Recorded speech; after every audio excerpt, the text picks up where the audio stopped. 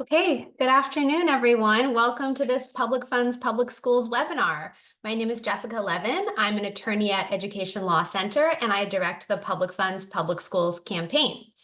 PFPS is a national campaign to ensure that public funds for education are used to support and strengthen public schools and are not diverted to private school vouchers. You can visit our website, pfps.org, to sign up for our distribution list on the contacts page.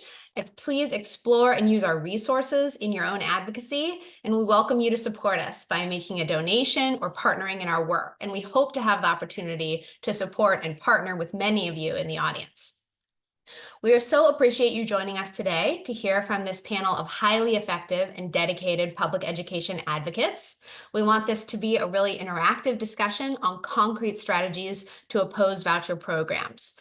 So the speakers will share some information about their wonderful anti-voucher victories in 2024.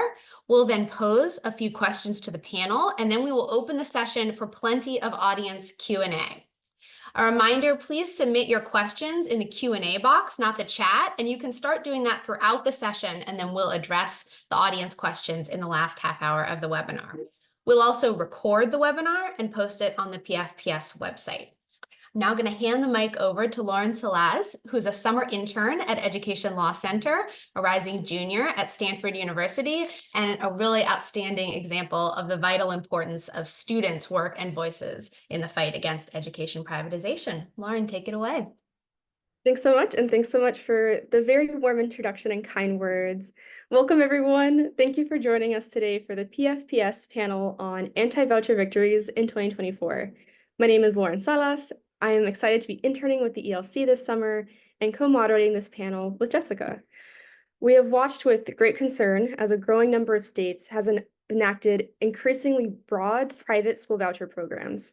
But we are not just watching, we are acting. What sometimes gets less attention than the voucher laws passed in each year, but is vitally important, are the successful efforts of public school advocates in many different states to defeat legislation that would establish new or expanded voucher programs. We are very fortunate to have with us today 5 of those outstanding advocates.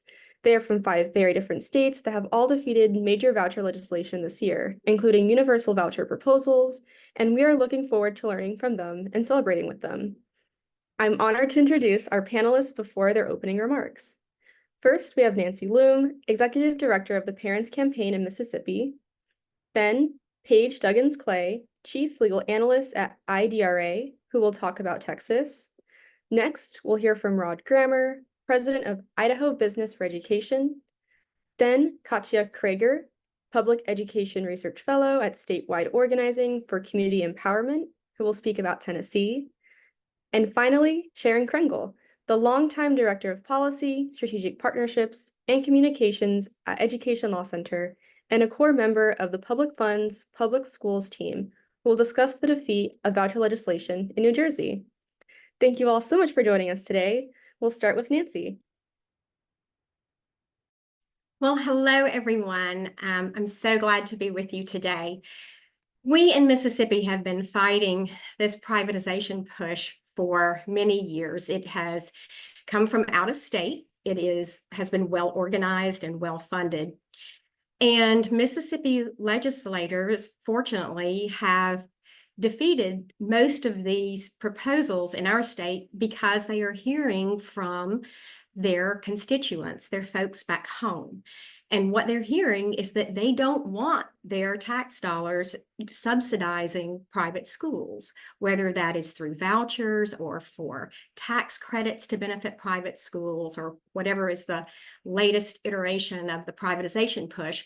What they want is to have their public schools funded. They want strong, vibrant communities, and they understand that where we have strong public schools, we have strong, vibrant communities.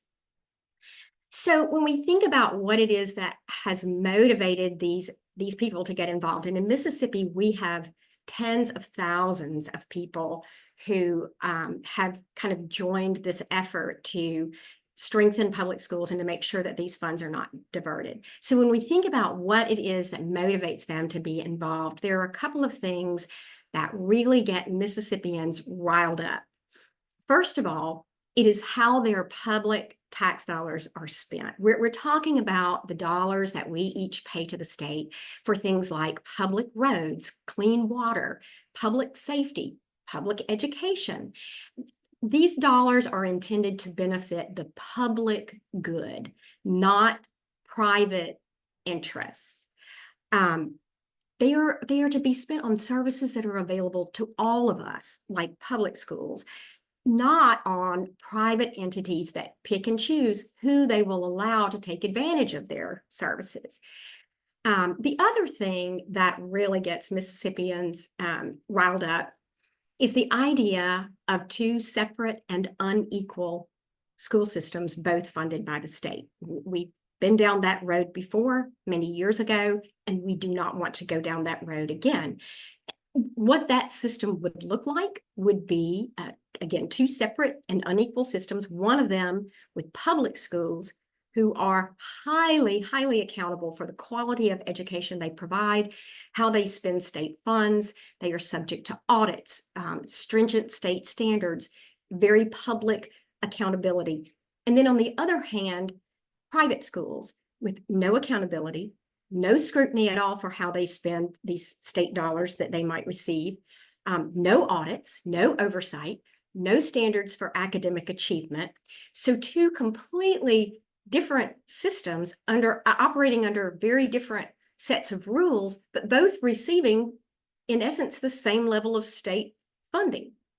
That is wrong. Mississippians see that as wrong and as offensive. So at the Parents Campaign, our role in this is that we spend our time making it easy for all these folks who are concerned, moms, dads, grandparents, concerned citizens, making it easy for them to form relationships with and have ongoing conversations with their legislators about these things that concern them. And over the years, we have been very strategic about that. We understand that it is important for legislators to hear from the people who help to elect them. It's important for legislators who are Democrats to hear from Democrats. It's important for Republican legislators to hear from Republicans. Public education is not a partisan issue. And it's important for the legislators to hear from the people that they believe have an impact on their reelection. So we can't spend all of our time talking only with people who agree with us. It's really important for us to understand where we are at risk of losing votes in the legislature and to focus on bringing those people into the fold, making sure that they understand why it is that vouchers, private school tax credits are such a terrible idea and pose such a threat to vibrant communities and to the viability of our public schools. If we don't do that, we aren't really contributing very much. So effective messaging and impeccable credibility are exceedingly important. Elections are also important. And our rather gerrymandered legislative districts make primary elections very, very important, that people understand where candidates stand on public education and elect people who agree with them, who support public schools. So in a nutshell, the way that we operate, the way that we have operated this year to defeat voucher legislation and the way we have operated for nearly 2 decades is, first of all, to make sure that we have a vast network of supporters in place and well equipped with facts. It is important that we understand where each legislator stands on the issues and we focus our efforts in the right places. It's important for us at the Parents Campaign to do the legwork for these very busy moms, dads, grandparents, concerned citizens, to know which bills to track. We read all of the bills, to know when changes to those bills are made and what those are, what the impact will be on local school districts, when important votes are coming, and to make it very quick and easy for the people back home to have conversations with legislators, ongoing and at important inflection points. And then it's also important for us to help mobilize voters at election time to make sure that public education voters are getting to the polls. School choice, the way that it is presented as a parent's choice really is a fallacy. We know that parents don't really do the choosing. It is the private schools that do the choosing, and most of our children will not be chosen. Private schools certainly have a role to play in the grand scheme of education, but they are private for a reason. They want to be exclusive, to exclude people. They want to avoid regulation, and that is not an appropriate use of our tax dollars. So that's what I have to start with. I'm looking forward to hearing from the rest of the panelists. Thank you so much for your remarks. Next, if we can go to Paige Duggins-Clay. Thanks, Lauren, and thanks to the Education Law Center and Public Funds Public Schools for the invitation to participate in this timely and extremely important conversation. I'm coming to y'all today from Austin, Texas, and not only in my professional role as Chief Legal Analyst at IDRA, but in my personal capacity as the daughter of generations of Texas public school educators, the product myself of Texas public schools, and the parent of not one, not two, not three, but 4 kiddos who are, or very soon will be, in Texas public schools. So this conversation is deeply personal to me, to my family, and fortunately for me, it's deeply personal to my amazing organization. IDRA is a 51-year-old civil rights organization dedicated to achieving equal and equitable educational opportunity for all children through strong public schools, an emphasis on strong public schools. Our organization was founded by Dr. Jose Cardenas, and he's a really important figure, not only in our organizational history, but in our national collective history. He was a superintendent of Edgewood ISD at the time of a really important civil rights and education case, Rodriguez versus San Antonio ISD, which worked its way through the federal courts and all the way to the U.S. Supreme Court. In that case, it was this fundamental question about the right of all children to go to and receive fairly funded, equitable public schools. And unfortunately, the U.S. Supreme Court didn't agree with Dr. Cardenas and the amazing coalition he put together under the 14th Amendment, but he didn't give up. And that strong coalition that was really a central part of that litigation came back to Texas and enjoyed a series of really powerful and important victories in the Texas state courts that really enshrined that right under the Texas Constitution. I'm sharing that background because this is a deeply rooted right in Texas, and though sometimes we have losses in litigation or in policy, there's always other paths, and really brave and powerful leaders like those Dr. Cardenas and the many folks and families and students he worked with can realize that change.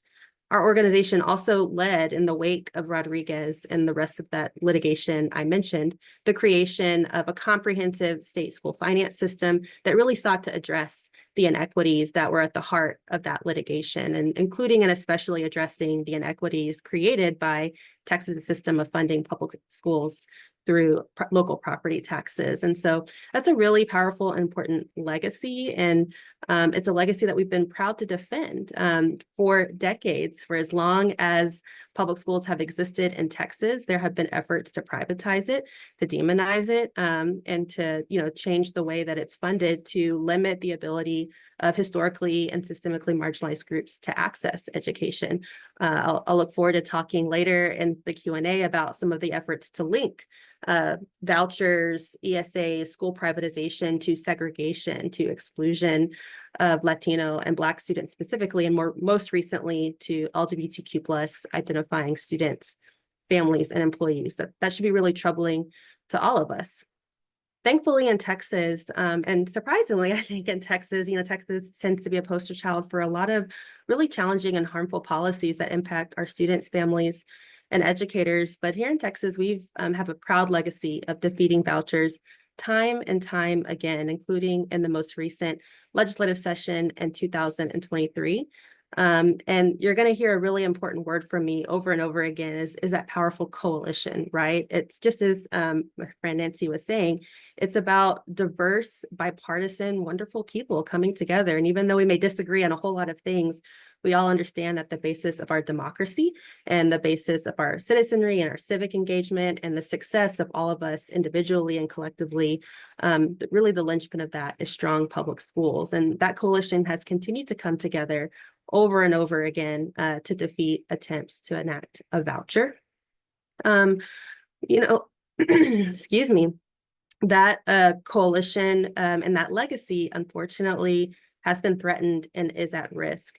Like so many states, and I'm sure we'll talk about this a little bit, outside actors have been coming to Texas and other southern and other states that don't have voucher systems, really seeking to agitate and disrupt and dismantle our public schools. And it's really important to emphasize that ordinary Texans, ordinary stakeholders in our public school system don't want vouchers. And that's been proven over and over again.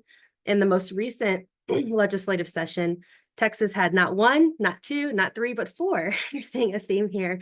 Legislative sessions. There were many topics that were the subject of those regular and special sessions, but vouchers and enacting vouchers was one of them. And despite those many efforts to pass a voucher in Texas in the form of an ESA, they were soundly defeated, but not without a cost. The leadership of our state held up critically needed funding to address inflation and address the needs of schools that hasn't been updated in over a decade, funding to address the critical learning needs of our young people, given the impact of the COVID-19 pandemic and the associated mental health crisis, right, that our young people and families are facing. Funding to support targeted interventions for our most vulnerable and systemically marginalized families and communities. So that funding, unfortunately, got held up. It was held hostage, but our school finance system did emerge without the inclusion of a voucher. That being said, we've seen these outside actors double down, and the leadership of our state launched a multi-million-dollar campaign to unseat many of the faithful members of the Texas legislature who, despite, again, many differences on policy, stood firm and supported public schools and listened to their constituents and voted in favor of public schools and against vouchers. And many of those policymakers have unfortunately been unseated and really setting the stage for a hostile takeover in the general election that may make that work a little bit more tough in the spring. We continue, of course, to be dedicated to this decades-old mission of supporting public schools. I look forward to talking with my colleagues about the ways that we were successful, some of the lessons that were learned, and the ways that we can work together collectively, not just in Texas, but across the nation to support strong public schools. Thanks, y'all. We're so grateful to have you on today's panel. Next, we'll have Rod Grammer. Hello, everyone. Thank you very much to the Education Law Center for hosting this. Really appreciate it. My name is Rod Grammer. I'm president and CEO of Idaho Business for Education. I'd like to tell you a little bit about IBE first, and then a little bit about myself. That might give you some perspective on our battle here in Idaho. Idaho Business for Education was founded about 19 years ago by business leaders here in Idaho who said that education or the business community really didn't have a voice for education at the State House. So they created IBE members group to really work to strengthen public education and higher education in our state. We have more than 250 members all across the state, all business leaders and businesses. Some are retired business executives as well, but everybody in our group is a business person. We've had huge success over the years working with our governors and our legislature to pass policies and investments that strengthen public education in our state. But for the last few years, that has been a tougher fight, and I'll talk about that in a second. Personally speaking about myself, I am not an educator. I don't claim to know. I can't tell educators how to do a better job of educating kids. I think having the business community come and say, hey, I'm from the business community, I'm here to save you, is really not a very good approach. So we very humbly work with our education partners. But I'm not an educator, but I spent 38 years as a journalist. And both here in Idaho, where I'm born and raised, Oregon and Florida. So the reason I mention that is that I came at this issue many years ago of privatization with an open mind, not really much information about it. But I used my journalistic background and skills to really dig into this like a journalist would, apply something that's lacking these days called critical thinking, and drew the conclusion that this was a really bad idea. So for the last 6 years, IBE has been a partner with many partner organizations here in our state to defeat privatization voucher-like legislation. So over the last few years, we have killed education savings account proposals 4 times. And last session, we killed a tax credit proposal in the legislature. And so we are one of those few states, especially a red state. I should say that Idaho is one of the reddest states in the country. Our legislature is about 88% controlled by the Republicans. So we are a very conservative, very red state. But we're one of the few states, especially Republican states, where we absolutely have no voucher legislation whatsoever. And I know Texas is in that same condition.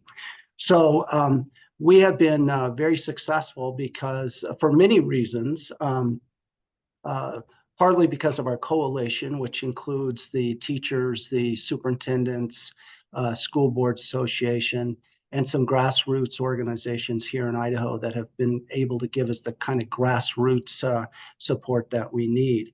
I might also say I want to give a plug for some of the people who've come in from out of state to help us, which I think is really important.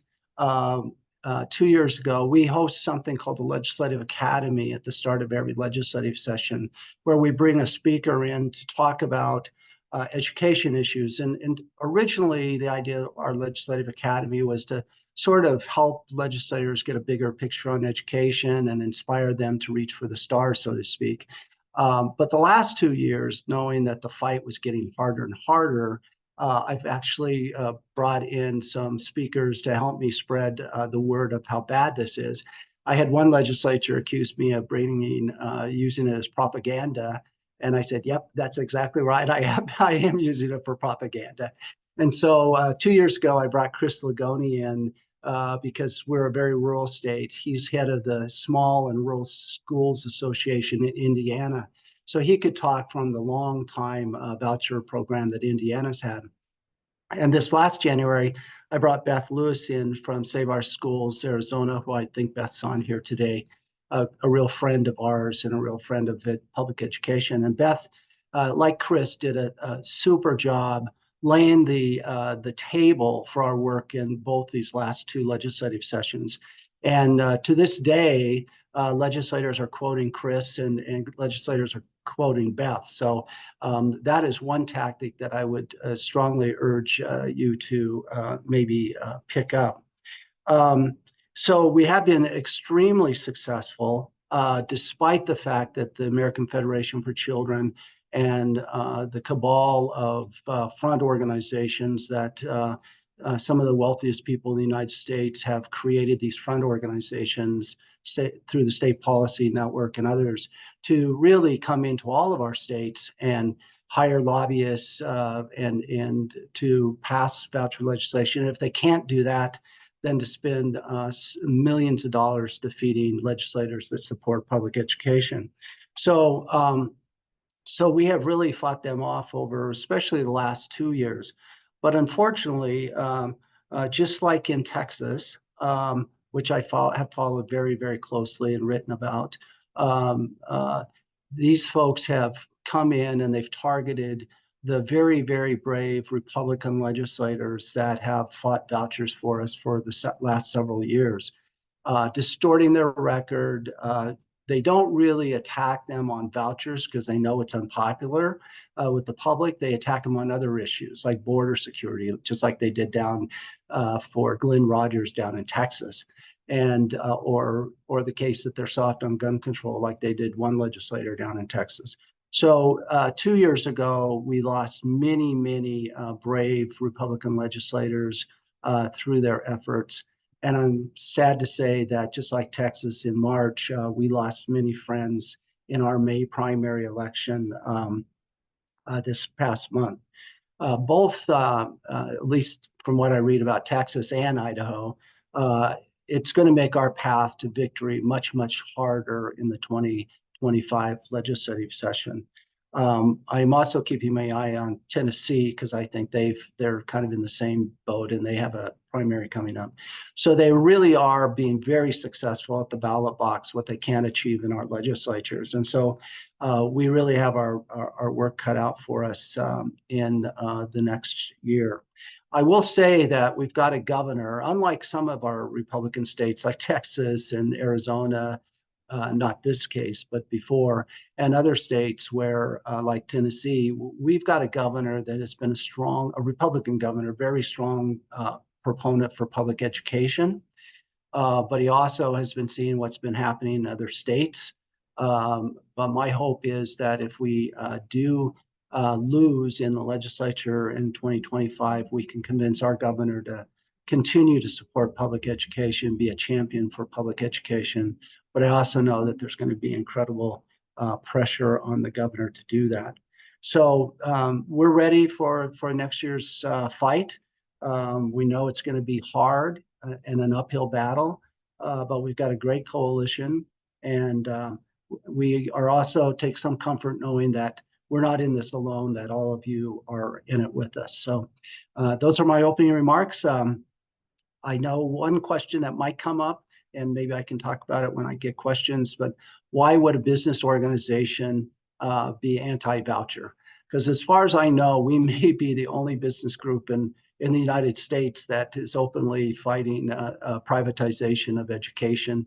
And I know that many business groups in your states and even in our state are advocates for privatization.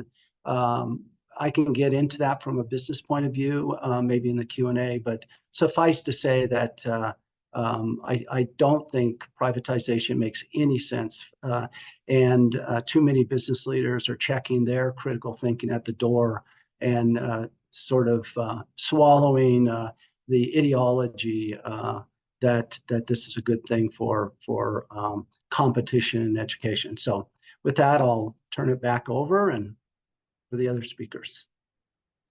Thank you so much. And being from Arizona, I definitely appreciate the Save Our Schools shout out. Moving to our next speaker, we'll have Katja Krieger. Hi, everyone. My name is Katja Krieger, and I'm a public education research fellow with SOCM. I have some slides I'm going to share, and so I'll pull those up. Give me 1 second.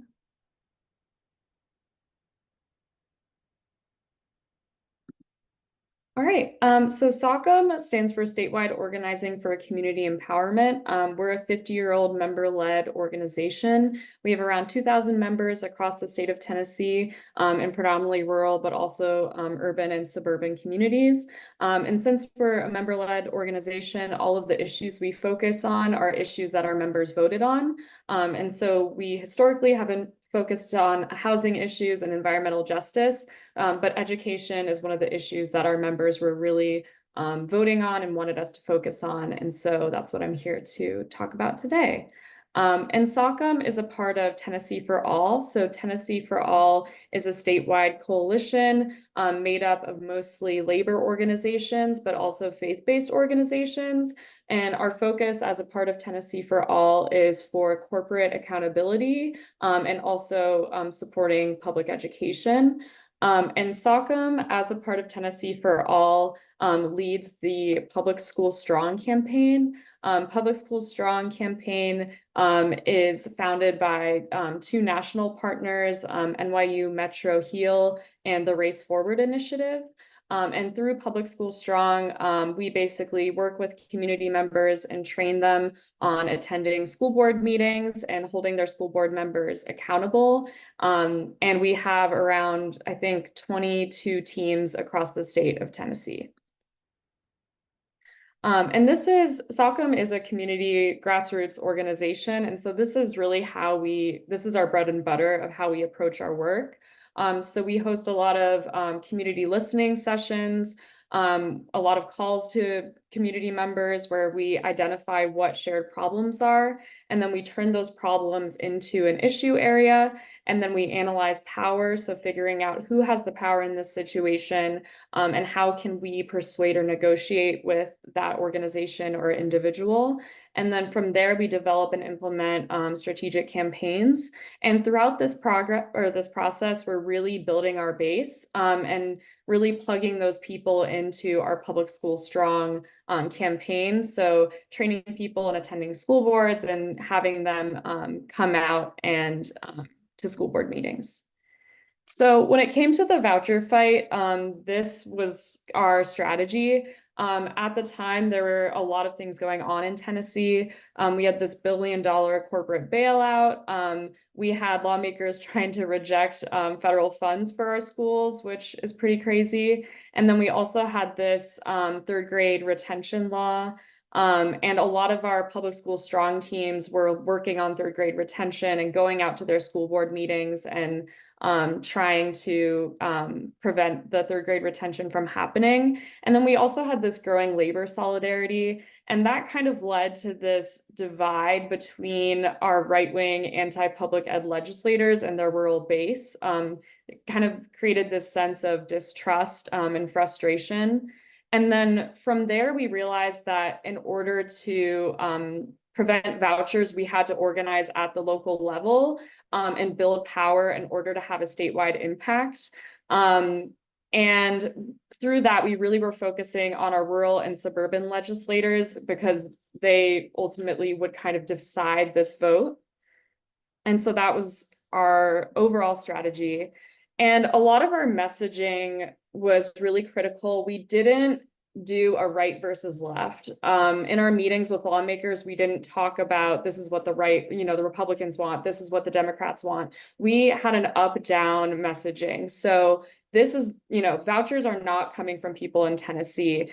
This is coming from outside corporations who are funneling billions of dollars so that they can privatize our schools. So really naming who the villains are: Americans for Prosperity, American Federation for Children, identifying how much money they're spending on door knockers, and how they're bringing lobbyists from out of state who don't know anything about our schools in Tennessee. And so we really grounded our policy demands with real stories and real community needs, and made sure that we were centering the stories of those most directly impacted. So our Black and Brown families, students with disabilities, teachers and school staff, rural communities, and working class families. So having our Public School Strong teams call their lawmakers, meet with their lawmakers, and say, this is how vouchers would impact my child in my school. And so in order to do that, we had certain tactics that we engaged in. So we had over 70 school boards pass resolutions against vouchers, and we had a lot of our Public School Strong teams bring those resolutions to their school boards and get their school boards to pass resolutions against it. We made sure we were targeting key legislators' districts. And then we also had, I think we had 13 virtual and in-person town halls across the state. And each of those 10 halls had anywhere from like 20 to like 200 people, I think was at one, which was pretty crazy. And then we had direct action. So in February, Governor Lee had his State of the State address, and during his State of the State address, we had a State of Our Schools Week of Action.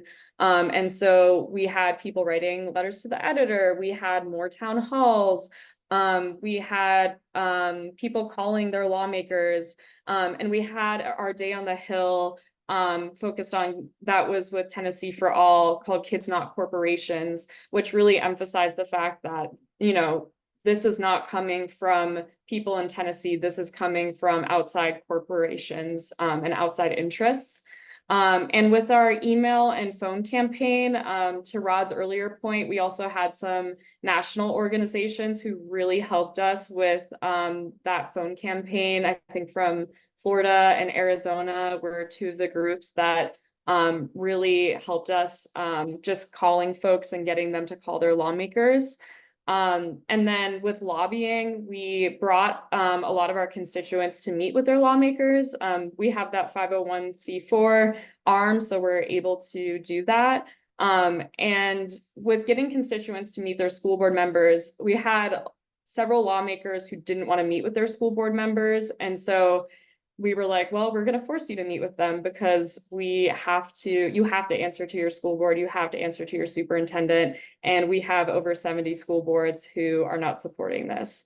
And then really just emphasizing what we were doing in the press and the media. So Americans for Prosperity had a day on the Hill. And so we had a day on the Hill at the same time that was anti-voucher. And so anytime there was any media that was pro-voucher, making sure that there was the other perspective, that there were op-eds, that there were interviews that were happening, that were amplifying the voices of community members in Tennessee.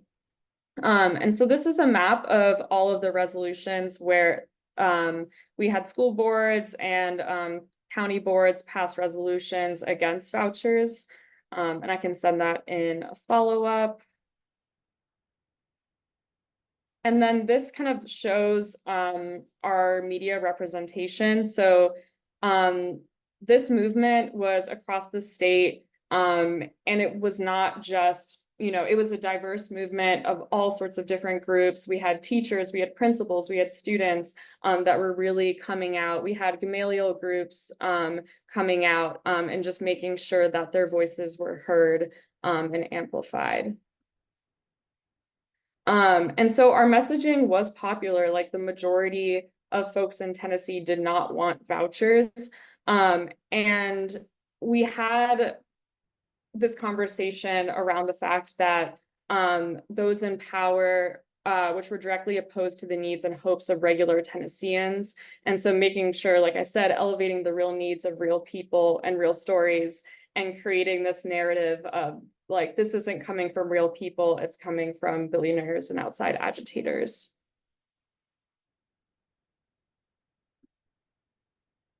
Oops, sorry. So we were successful in our fight against vouchers, and this kind of highlights all of the work we did to get there. So hosting, meetings with continual meetings with constituents, calling representatives, passing school board resolutions, and then having those town halls where folks in, rural and communities across the state that weren't familiar with vouchers could learn more about what vouchers would mean for their communities and then go to their school boards and keep advocating around it. But we really see this as just one win in our long-term vision. So the Public Schools Strong campaign is focused on honest, equitable, safe, and fully funded public schools. And so we really tried to focus on, okay, we don't want vouchers, but this is what we do want. So not just having that like oppositional narrative of like, oh, just say no to vouchers. In the House bill, the voucher House bill in Tennessee, it was 39 pages long, and we called it a kitchen sink bill because they said that if vouchers would pass, then we would also get raises for teacher salaries, and we would get rid of like punitive testing in Tennessee, and we would like increase like the amount of funding for tutoring programs. They like had a whole slew of positive things for public schools, which public school advocates had been asking for in Tennessee for decades. And so it was really hard because a lot of Republican or a lot of lawmakers were telling us, hey, like this is the best bill for public schools in Tennessee I've seen in like years. Like, how can I say no to this bill? And so we really had to make sure we were emphasizing that, this is a poison pill. We don't want this. And that if you're going to try and, we say put lipstick on a pig, like it's not going to work. And that there are other ways that we can get the things we need for our schools in Tennessee, like competitive pay, wraparound services. And so we are really emphasizing that there are other things that our schools need, and we're not going to take all of these things with vouchers. And we were pretty strong on that front. But yeah, this is my presentation. So we are also having a panel on the 25th. That'll be hosted by Race Forward and our national partners, Race Forward and Heal Together. And we'll actually have some of our parents and organizations that across the state that were working on this issue will also talk then. And so if you're interested in learning more about Tennessee's defeat of vouchers, I would recommend that you attend. Yeah. Thank you so much. And next, ELC's very own Sharon Krengel. Thanks, Lauren, and good afternoon, everybody. In my role at Education Law Center, I keep tabs on education legislation that's proposed in New Jersey. So imagine my surprise when I saw a private school tax credit voucher bill proposed by Democrats in both the New Jersey Senate and Assembly. And that included the chair of the Senate Education Committee with whom we work on occasion. And I should add that New Jersey is a Democratic trifecta state, meaning the governor is a Democrat, and there are Democratic majorities in the Senate and Assembly. And I do not bring this up to make this into a partisan issue. I bring it up to say that even in a state like New Jersey, where our public schools are consistently ranked highly, occasionally even #1, and where elected leadership generally supports public education and certainly considers themselves supporters. So even in New Jersey, a private school voucher bill that could actually move was introduced in the legislature. And the reason is simple, and it's the same thing that we all have been talking about today. So a religious lobbying group contributed to Democrats in our November 2023 election when all seats in the legislature were in play. And they wanted private school vouchers as their reward for those contributions. So we were surprised by the bill, but we were not unprepared, and we literally sprang into action. We were ahead of the game because of ELC's public funds, public schools, anti-privatization work that we'd been engaged in other states for 6 years. And we had learned a lot. And so we brought that into our campaign.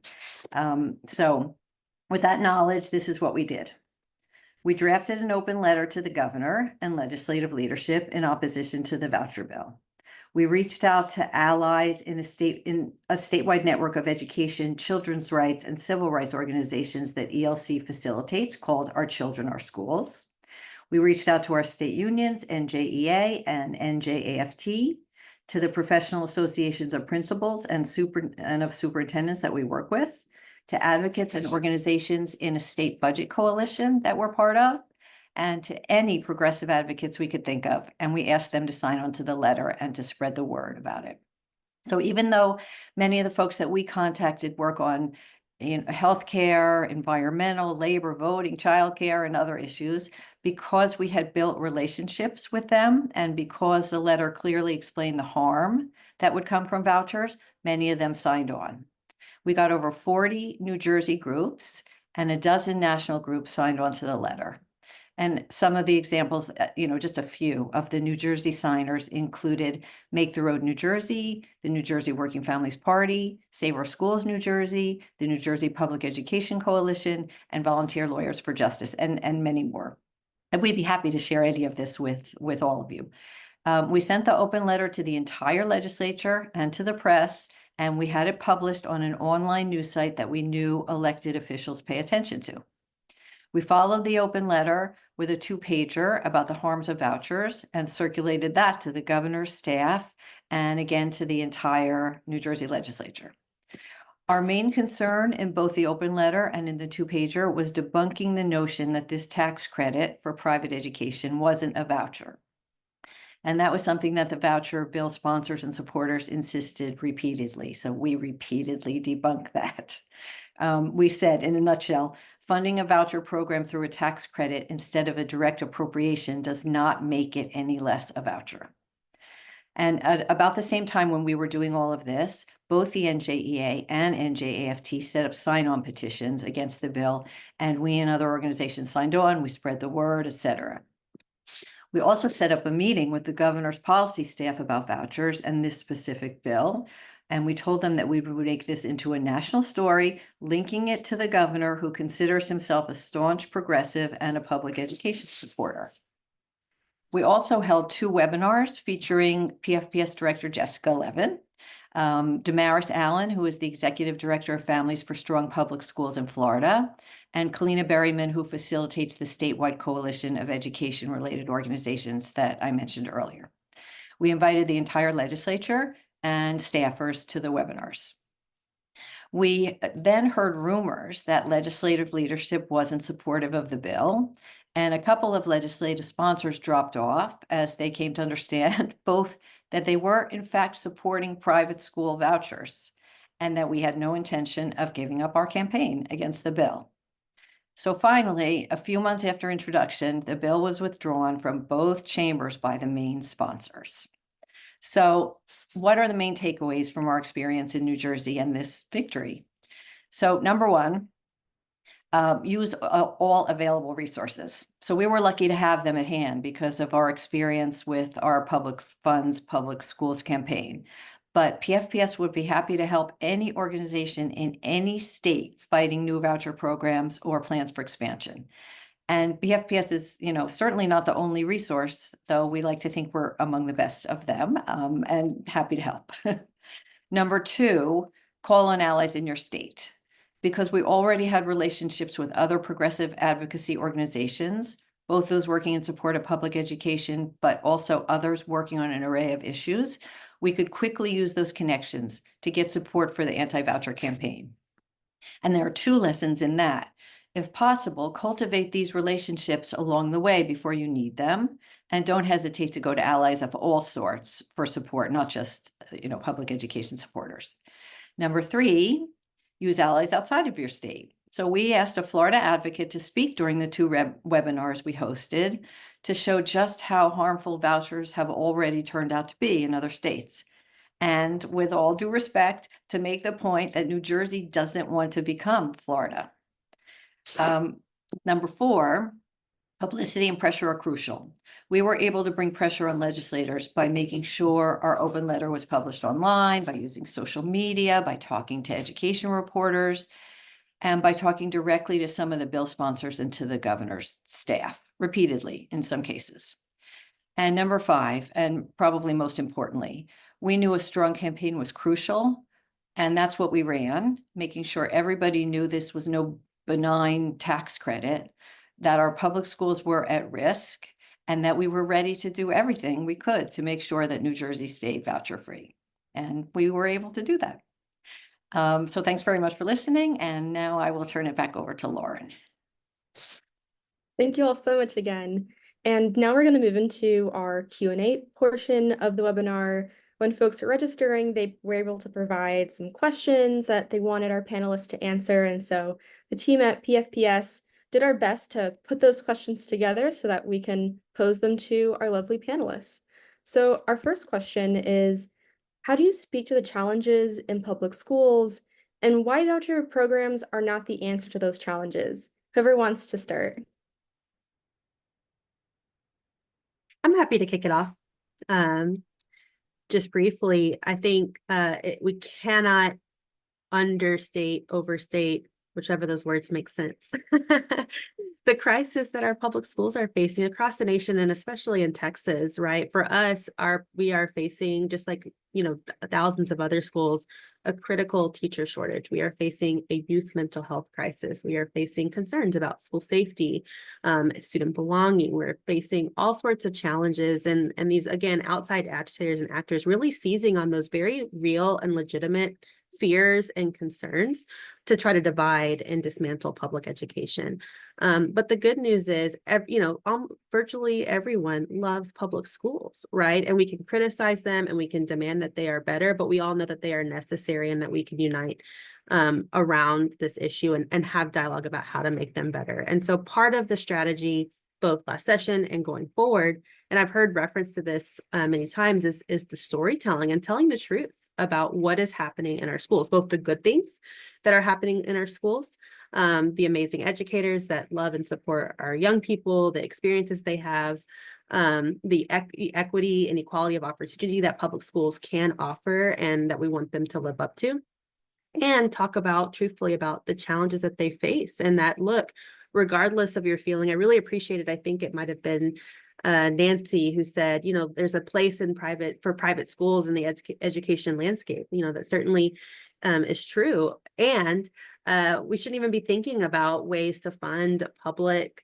private education when our public schools have so many needs, especially in this critically important moment. And I think that message really is important for bipartisan and for the diverse members of Coalition to Support Public Schools, is realizing that it's not about fighting each other. It's about coming together to really advance a more positive vision. And so a lot of this divisiveness that is trying to be brought into the rhetoric, I think people are really yearning actually for more togetherness, more positivity, and a shared vision, and really trying to lean into that, which is really hard in a time in our national political dialogue and narratives. It could be ugly. And so looking for that common ground, and thankfully for us and for everyone out there in the world and in this country, public schools are that place where people from all sorts of backgrounds come together. And that's why we're fighting to keep them that way. I'd like to add to that, if I can, to kind of piggyback on what she was saying there, that so many of the challenges that public schools face with the teacher shortage and things like this, shortage of counselors, have to do with funding. And so certainly anything that diverts funding away from public schools and to private schools is harmful. And the idea that that doesn't happen is just silly. We know that states have finite levels of funding. And so anything that adds another line item to a state budget takes away from the funds that are available to public schools. And so there is harm just in that. We also know that this privatization lobby has kind of, as she said, seized on some of the challenges that we face, but also has tried to paint public schools as failing in all kinds of ways, also in terms of proficiency. Even though the research shows very clearly that children who leave public schools and go to private schools, these what we call kind of voucher children, go backward academically. They lose ground academically. So our public schools clearly are doing a better job academically than private schools do, than the voucher schools do, overwhelmingly. So the data certainly is on the side of funding public education as opposed to private schools. So in Idaho, if I could pick up on that, we rank 50th in the country by, per student funding. I hate to say that. So the argument we make is that if we rank last in the country for how much we spend per student, and we have all the same education issues everyone's mentioned, how in the world can we afford to fund 3 new school systems, private, religious, and homeschool? And I always try to use a business analogy because I think that can speak to Republican legislators, farmers, and others. And that is, if you've got a business and it's undercapitalized and it's close to bankruptcy because you haven't been fixing the roof or whatever, no smart business person is going to go out and buy 3 new businesses thinking that's the way they're going to get to prosperity. The math just doesn't work. So it defies common sense, really, that if you have trouble right now funding your public education system to the point where it needs to be funded, it defies common sense that you're going to go out and start funding 3 new school systems. And so I think that is a very powerful argument for anybody who's got an open mind about this. It just doesn't make sense to do this. And I would just add, I mean, I agree with all of that, of course. None of us, I don't think anybody even viewing this webinar, would tell a family not to choose a private school for their child if that's what they decided was the best thing for their child. But public funding is for the public good. And in this case, that's public schools, which educate the vast majority of students, even in voucher states, at least for now, in any case. Public schools educate the vast majority of students. And so, as Paige said and Nancy said and Rod said, it doesn't make any sense to take resources away from these schools if they need some improvement. And I would also add that, the question of whether resources matter to schools and, to public schools has definitely been decided. And the answer to that question is yes, very much. So that's where the resources need to go. Yeah, I think just one more thing I'll add. I think a lot of lawmakers that we were meeting with in Tennessee recognize that Tennessee schools are underfunded. I think we rank like 44th out of 50 or something, so also pretty low.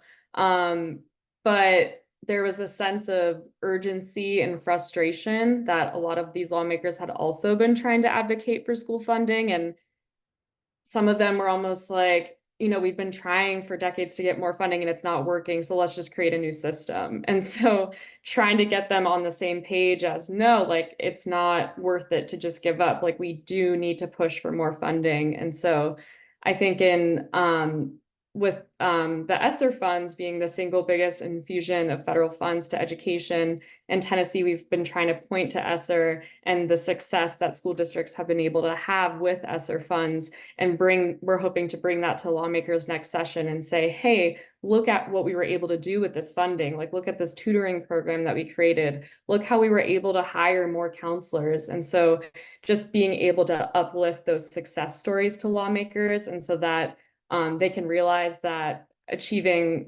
funding or getting full funding is achievable, and it's not something we should just give up on.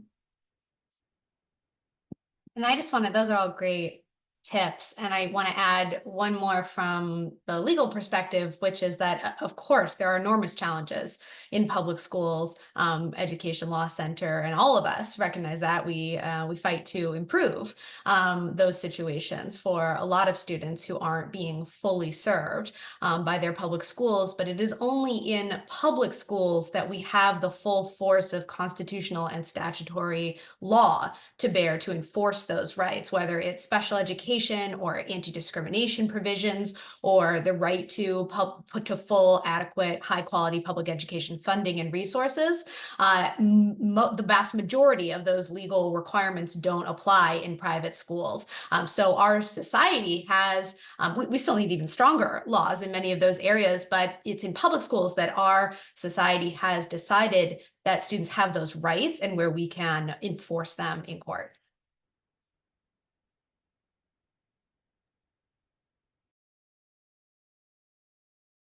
Unless anyone else wants to add, we'll move to our next question.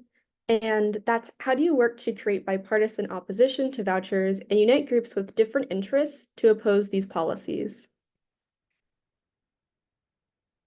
And whoever wants to start, otherwise we can go in the order we did opening remarks. Well, I'll be glad to start. In Mississippi, that's pretty easy. Public education is not a partisan issue. Some people would like to make it a partisan issue. Some politicians and probably voucher lobbyists would like to make it a partisan issue, but it isn't. Folks of every background, of every stripe in Mississippi love their public schools. And so it's been very easy for us to get them engaged and have them talking with the legislators who live right down the street from them in many cases. Mississippi is a small state, and I suppose that's a real benefit to us in this way, in that we know our legislators. They're the folks who live down the road from us, and they know when they get these phone calls from their constituents that these are folks who really are invested in their communities, and that those are different from the calls that they're getting on vouchers that are typically coming from maybe donors from out of state or whatever. But that's not been a terrific challenge for us to make sure that we have everybody represented. I think it's pretty clear in our state, but I can tell from looking at Tennessee and other states, this is clearly a bipartisan issue. The bravest legislators in our state who oppose vouchers are our Republican legislators in a very Republican state, and they are allied with our Democratic legislators that are equally against this. But it is clearly the Republicans, the rural Republicans largely, that are leading the fight against vouchers. So it's very, very easy to make this bipartisan, and not just in our state, but from what I can see in other states as well. The trick is for all of us who don't want to see our schools privatized is to protect those very, very brave Republican legislators that are facing incredible attacks, especially in their primaries. We have a moral obligation, I believe, to try to protect those brave Republican legislators that are standing up against sometimes their own party leadership.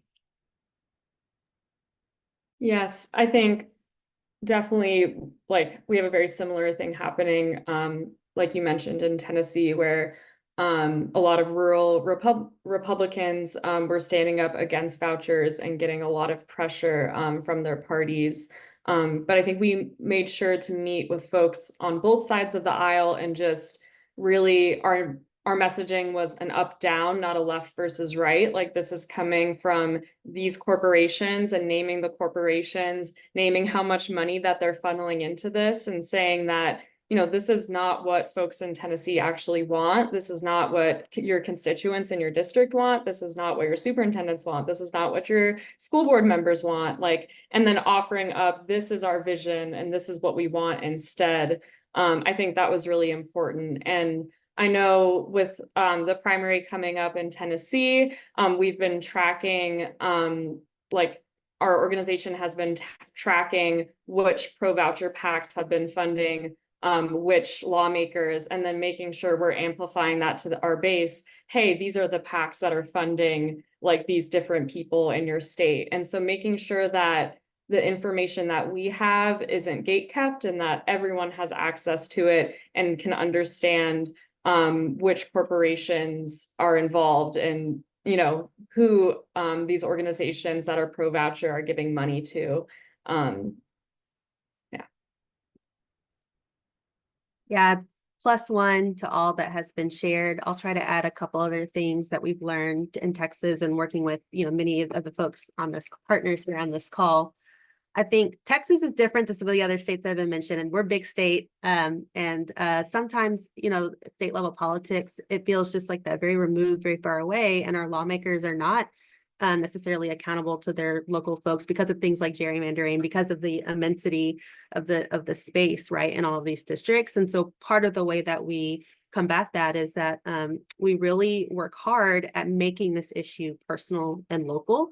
One way that we've done that successfully in Texas and in Georgia most recently is by creating, you know, data visualization, right? Like taking maps of local communities by district and saying, look, you know, Senator, Representative, this is your district. This is literally where all the private schools are in your district, you know, and putting that same information out to their constituents and saying, you need to ask your members some hard questions about what this really means for your community. And so again, emphasizing those facts.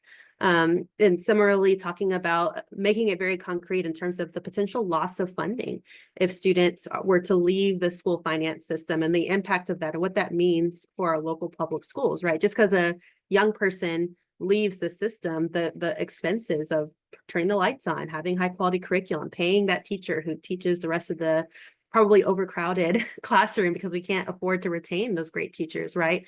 All of those expenses remain. So really using data and data visualization, importantly, to make this issue personal and in ways that I think, to Katja's point, make it feel accessible and real and not gatekeeping. Something else I would add is that on the bipartisan support for public schools and opposition to vouchers is really hitting over and over again that message of public education as a cornerstone to democracy and to our fundamental civil rights and civil liberties. You know, I don't know, the political dynamics are changing, but for at least for the last several decades in Texas, and I think nationally, many of those, you know, Republicans who have stood strong and conservatives for public schools really believe in those ideals and those principles, and as public education as a really important equalizing force for our society, for our economy. And so while I don't know how far that will continue to run given the current dynamics, we still think that's an important and valuable thing to lean into.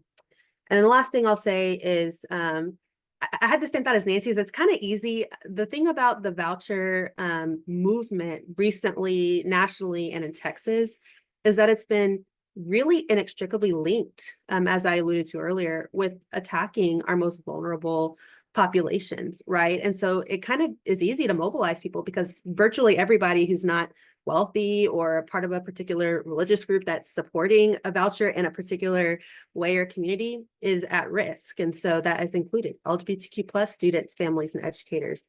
That's included Black students and families who, of course, are grossly underrepresented in the private school landscape and population. Latino students from religious minorities, and students from all religious faiths for which they won't have access to particular schools that only admits young people based on their particular identity. Educators, again, who don't share some of those religious beliefs. And so because it has been so divisive and because the folks, the loud but small group of folks pushing these policies really themselves are divisive, there has been a lot of opportunity to really bring people together and say, hey, there's a whole lot of reasons that you shouldn't think this is a good idea, and you're at stake too, and here's why. Just add one more quick thing that goes to what Paige was saying. The numbers are telling. In most of our states, between 85 and 90% of all children are in public schools. And even in states that pass these very broad voucher bills, those voucher funds go to pay the tuition for children who already were attending private schools. We're not talking about masses of children who are leaving the public schools. So this is a new budget line item that is spending additional state funds to pay for this tiny minority of children who already were in private schools. And so parents are speaking through where they are choosing to send their children now. These are very, very expensive programs that benefit the private interests of a tiny minority of typically wealthier individuals in our state at the expense of the public good. So I would just add that New Jersey is the opposite example of what we've been talking about, right? About conservatives who want to see vouchers in their state or expand existing programs. So, and there were basically two reasons for this. And one is that, our Democratic legislators who proposed the voucher bill in our state, were sold a bill of goods that a tax credit school voucher, a private school voucher, was a tax credit and not a voucher. And so, as I had said before, we had to get rid of that myth. And so, what do we learn from that? What could everybody learn from that? We have to educate our elected officials and not count on their knowledge or expertise in any of this. We have to be telling folks in whatever way we can, also very publicly, through the press and letters to the editor and op-eds and every other way, what's going on. And the second thing is that the introduction of the voucher bill in New Jersey was directly related to campaign contributions. And so the money that's out there is not just for Republicans, it's also for Democrats. It goes across the aisle. And so we have to know that too. And lastly, I'm sure we've all seen and read and heard that, the DeVos crowd, let's say, right, the folks with all this money working around the country, they're not stopping with, quote, Republican states, right? They are trying to get into states that are run by Democratic officials. And so, we have to be vigilant. We have to, provide education, and we have to do everything we can. Thank you all so much again for your answers. This is something you have touched on before in your remarks or in previous questions, but just to give it its own space, if there's anyone who'd like to jump on this question, what is your advice for those who want to be involved in opposing vouchers, both full-time advocates, but also concerned citizens, maybe students, parents, teachers, and folks like that?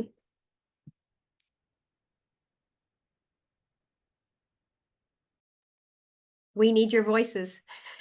There are plenty of ways to jump in and get involved, and just small things like informing your neighbors, getting your neighbors involved, sharing information that you have, touching base with your own legislators. There are small but very important ways that people can participate, spend very, very little time, or if you want to spend a lot of time, there are roles to play there as well, but we need their voices. I will admit in Idaho, we have not done a good job of mobilizing, I think, our most powerful weapon against privatization, and that is parents and grandparents and guardians of kids. As someone said, 85, 90% of our kids are in public schools. And that is a very, very, I think, the most powerful voice that we can use against them. We here in Idaho, we've got to figure out a way to mobilize parents. And I'm inspired by what Nancy's doing in Mississippi. In fact, I'd like to clone her and bring her to Idaho. But my advice, and I've been on some other panels before with educators, and my message is we've got to mobilize this army of parents to see that they've got more at stake at losing than any of us do. And if we can mobilize those hundreds of thousands of parents who send their kids to public schools, I think we can kill it again. But it's going to take the parents to help us do that, I think. Yeah, I think that was definitely our strategy in Tennessee through our Public School Strong campaign. So getting folks to come out to school board meetings, because I think attending like school board meetings is just where so much is happening in your local community, and getting parents out and community members out there. It can teach them so much about what's happening in their schools. And then we can have parents who are allies with their school board members, or who are holding their school board members accountable. And I think in Tennessee, we often see that lawmakers will test things in different counties. And so you'll really see it first happen at the school board level, and then it kind of trickles up to the state level. And so, for instance, in Tennessee, our voucher program was originally only in Davidson and in Memphis. And then they only had it in those counties, and then are trying to expand it into this universal program. And there were folks who were going to their school board meetings there and really advocating against it. And so if we can all attend our school board meetings more and just advocate at that level and get more folks into that. That's our model here, and it's been working really well. Yeah, I was gonna say something very similar to the theme here, which is, parents and families are really important stakeholders in this conversation that have really been weaponized in the efforts to dismantle public education. At our organization, we've been doing parent-family engagement for decades, and really, thinking about how do we value, the experience, the expertise, and the role of parents and caregivers in a young person's life and in their education, and building strong partnerships between local schools and families, and then, of course, to community-based organizations. And so I just want to emphasize that we can't, as advocates, cede this parental rights narrative. I think to the other side. So I wanted to co-sign that point about meaningfully engaging with parents, families, and caregivers, continuing to meaningfully engage with our educators, valuing their experience and their expertise in the issues of education justice, and including them in this broad coalition. And then finding ways, whether you're an advocate or a community member, or both, as all of us identify, right, to continue to grow the coalition. I mean, to the very good points that have made, that the folks who are advocating most loudly for privatization and for vouchers don't live here. They're not in our communities. They're not, and even if they do live here, they're not in our public schools, right? So the stake that they have is not the same that the stake that those of us who live here and go to our schools and support them have. And so counteracting that, not with just, as to Katja's great point, with like, no, but counteracting it with positive stories of success in our public schools, of efforts to build those strong relationships between schools, families, and communities, and talking about the real experiences and the real joy that can come in public education, I think is really important. And we can only do that with real people, real stories, and the people power that it takes to amplify them. The only thing I would add is that this is really hard work. The other side has money, but we have people. So look for, don't do it alone, and, look for people to work with at all the different levels, local and broader community levels and statewide. And, if in many cases there is a coalition already formed, if not, look for ways perhaps to, make that happen, to work with other people to, bring folks together and try to make that happen, because it's a lot of work. And I know even, for example, in New Jersey, so, we won this round, but how many more rounds will there be? And we need to be ready and keep the work going.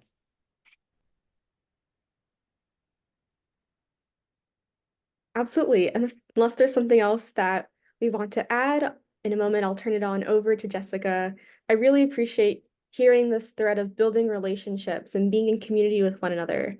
And with that, we'll go on to our audience question and answer section.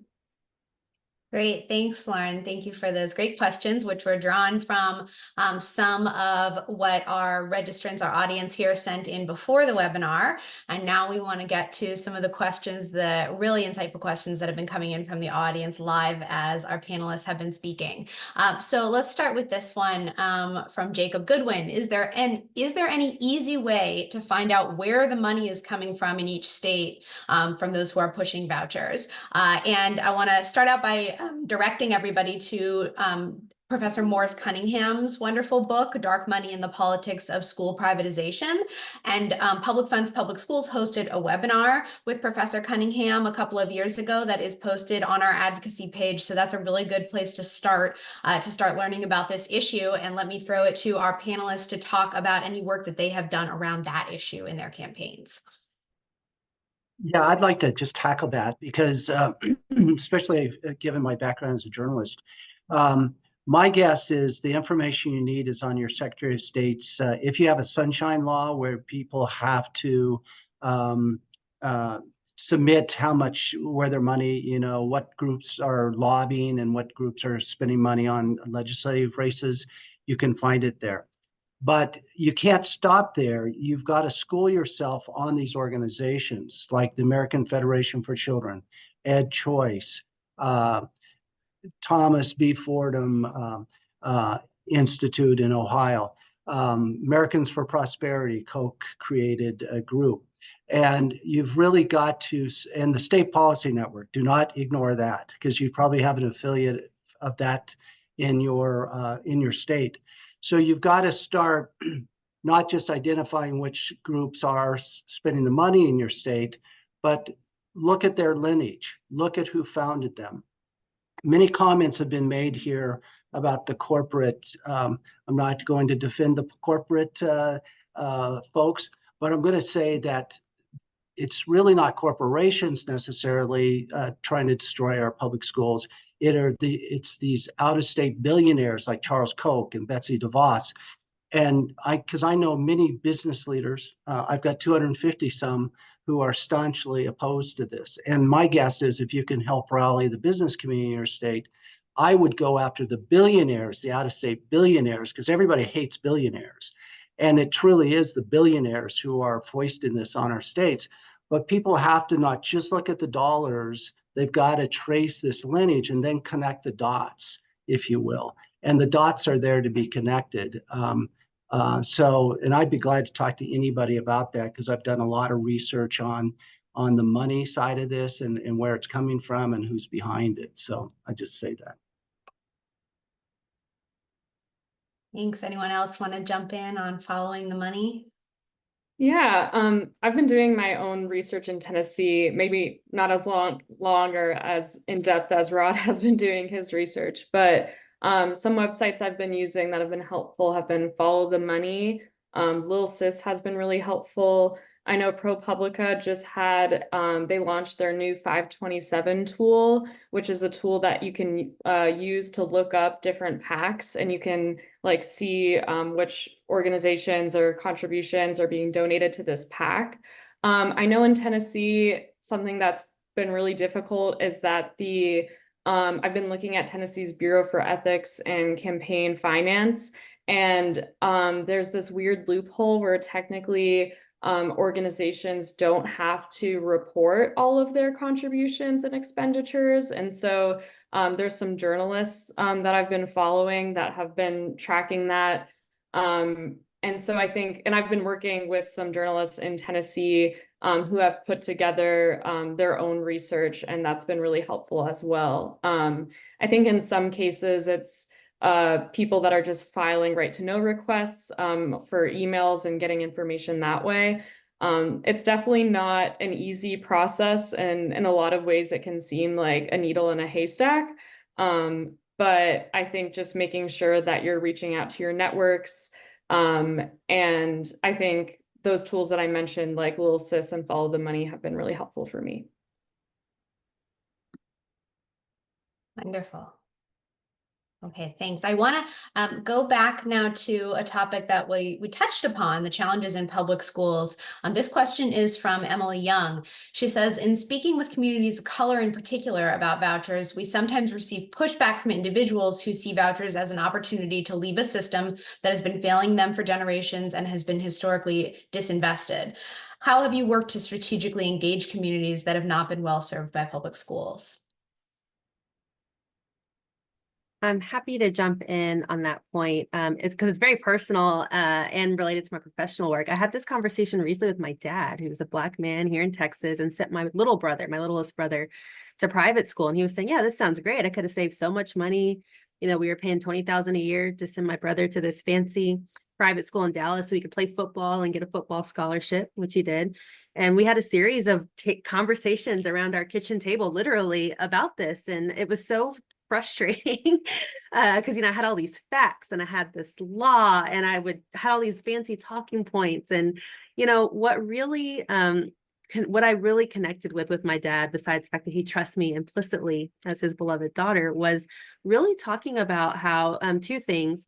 Helping him understand that even as let me back up. First, validating that in so many cases, people of color, Black students with disabilities are not served, appropriately or adequately by their local school. And that's a reality that we can't shy away from. And as advocates, we can't deny. And I think sometimes as progressive advocates, sometimes we are so committed to our vision that sometimes it's harder for us to acknowledge those moments when we're working on this particular issue.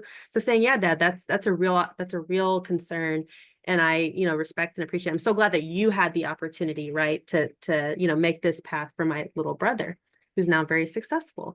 And my dad was really moved by this idea that public education is about everyone. And we sort of talked through these scenarios. Well, there's only X number of vouchers. How would you, what are the chances that you, a Black man in the state of Texas, are going to get one of these? Right. And really connecting with him in language that made sense, that was not policy wonkish, right? That was not steeped in legal rights and remedies, which I tend to be better at speaking about, really humanizing the issue for him. And so he really connected with that point about this principle of fairness, of democracy, of it being a public good. And he also was really swayed by the fact that, look, even if he got a, $6,500, $8,000 voucher, it wouldn't even cover half of the tuition, let alone all the other things that that private schools require for tuition and the activities. And so those 2 points are really compelling. And then going back to what Nancy said, the data doesn't lie. The reality is the vast majority of people, of voucher programs serve current voucher recipients or current private school students. And for the demographics of private school population, communities of color, and especially Black families are underserved. So those were some of the points that really helped in my own family. And we've also seen those translate to our broader advocacy. Thank you, Paige. I just want to jump in on that one. Okay. I'm going to, I think this is a great one to end with. This is a question from Lynn Boswell about really getting lots of people involved in this advocacy. So she says, is anyone working to connect advocates regularly across states? A coordinated national effort to push vouchers needs a coordinated national effort to oppose them from the grassroots, similar to the regular meetings that some of the parent advocacy groups have. So I will say that Public Funds Public Schools aims to to support state and local groups, but is from the national perspective. So we want to hear from you about what would be helpful, but I want to let our panelists in the specific states speak to that. And Katja, you may also want to speak about the Partnership for the Future of Learning and the website that you all have recently stood up. So do you want to start us out? Yeah, sure. So I wear a few different hats, and one of the hats that I also wear, and in addition to my state level work, is I'm a consultant with the Partnership for the Future of Learning. And we're a national network comprised of researchers, teachers, educators, students, community members. And I support our education resourcing group. And so we focus on school funding. And we came together with some other like state organizations. PFPS and IDRA actually were two of the organizations that informed this. And we put together a website called Truth in Ed Funding. And I can link to it in the chat. But basically it's like a library of resources on school vouchers. And so it's anything from videos or like webinars like this to research and articles. But you can basically go to this website and search, or go to our library and kind of filter through and find some of the most up-to-date tools and resources from different state level organizations. And so we like to share it with folks, and I think it's been helpful for different states when it comes to their fights against vouchers or any resources that they're putting together for advocates. I'd like to say that there are quite a few kind of networking opportunities for organizations. I get on a Zoom once a month with folks doing similar work in quite a few other states. We kind of talk about what we're each experiencing. But I also want to say that a lot of these, all of our programs are desperate for funding. If we want to, the voucher privatization effort is exceedingly well-funded and well-organized. And if we want to be able to continue to match that, we also have to have the resources that it takes to do this kind of organization. And so this is one of the real challenges that we face, is getting the attention of national funders to the degree that in some states, they're doing it as volunteers, which really is not sustainable in the long term. So that's the thing that I'm hearing from my colleagues and that we experience as well in Mississippi, is that we really need support from the folks who have resources that they can spend on this type of effort. It's the only way that we are going to be able to organize and mobilize people well enough to match the really tremendous funding that is behind the voucher movement at the national level. Thank you, Nancy. Go ahead, Paige.